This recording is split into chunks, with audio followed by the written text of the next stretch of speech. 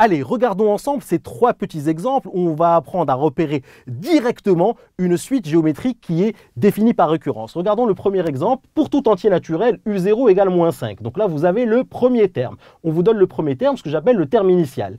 Et ici, vous avez la relation de récurrence, c'est-à-dire une relation entre UN plus 1 et UN, c'est-à-dire une relation entre un terme et le terme précédent. Que voit-on ici? On voit que UN plus 1, c'est tout simplement 2 fois UN. Ça veut dire que pour passer d'un terme au terme suivant, il suffit de multiplier par 2. Pour passer de U0 à U1, je vais multiplier par 2. UN plus 1, c'est 2 fois UN. Vous voyez? Donc ici, j'ai ici ce que j'appelle le terme initial et ici, j'ai la relation de récurrence. Et dans la relation de récurrence, je vois ici que UN plus 1 est égal à 2 fois UN. Donc ici, je reconnais tout simplement ici la raison Q, d'accord? Regardons ensemble le deuxième exemple. Regardez ici, pour tout entier naturel supérieur ou égal à 1.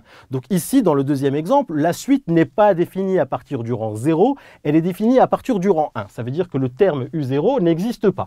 Alors, on vous donne ici le terme initial et on vous dit UN plus 1 est égal à racine de 2 fois UN. Donc pareil ici, terme initial, hop, U1 égale pi, et puis ici on a la relation de récurrence, et qu'est-ce qu'on voit dans la relation de récurrence? On voit tout de suite que un terme est égal à celui d'avant multiplié par racine de 2. Donc ici, on reconnaît ici la raison Q de la suite. Donc ici, la raison Q, c'est racine de 2. Ici, la raison Q, c'était 2. D'accord? Regardons ensemble le troisième exemple. Donc nous avons ici une suite définie à partir du rang 5 pour tout entier naturel supérieur ou égal à 5.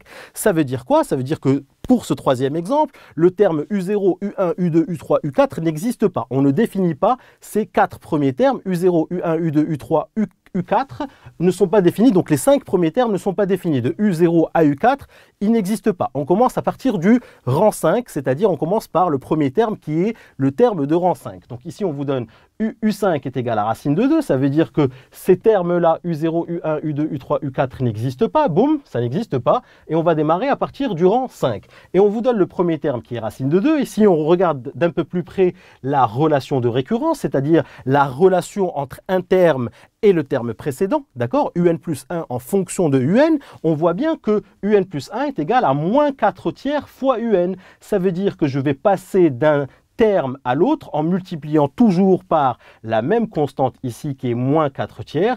Et donc ici, la raison Q, c'est moins 4 tiers. Voilà. Donc ici, on a bien compris comment repérer d'un seul petit coup d'œil une suite géométrique qui est définie par récurrence. Il suffit de regarder, hop, premier terme, et regarder la relation de récurrence et nous dire, ben c'est simple, j'ai UN plus 1 qui est toujours UN fois une constante Q. Et cette constante Q, ça veut dire en fait qu'on passe d'un terme à l'autre en multipliant toujours par la même valeur.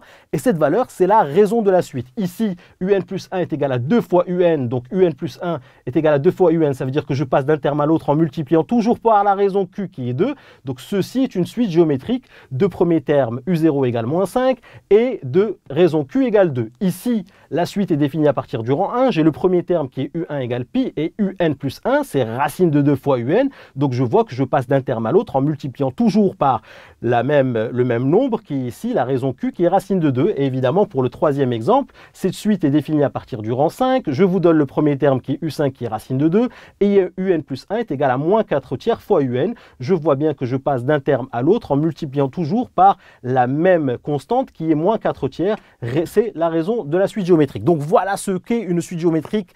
Il faut impérativement comprendre ça pour pouvoir être à l'aise dans les exercices et comprendre la philosophie et les questions qu'on vous pose. Voilà pour cette première. Si tu as aimé cette vidéo, n'oublie pas de t'abonner à ma chaîne en cliquant sur le bouton en bas. Tu seras averti à chaque fois que je vais poster une nouvelle vidéo. Et surtout, n'oublie pas d'aller jeter un petit coup d'œil à mon site kifflesmaths.com. Je t'ai mis ici le lien à ta droite. Sur le site, je te propose plein d'autres ressources et te réserve évidemment des surprises. À tout de suite sur kifflesmaths.com.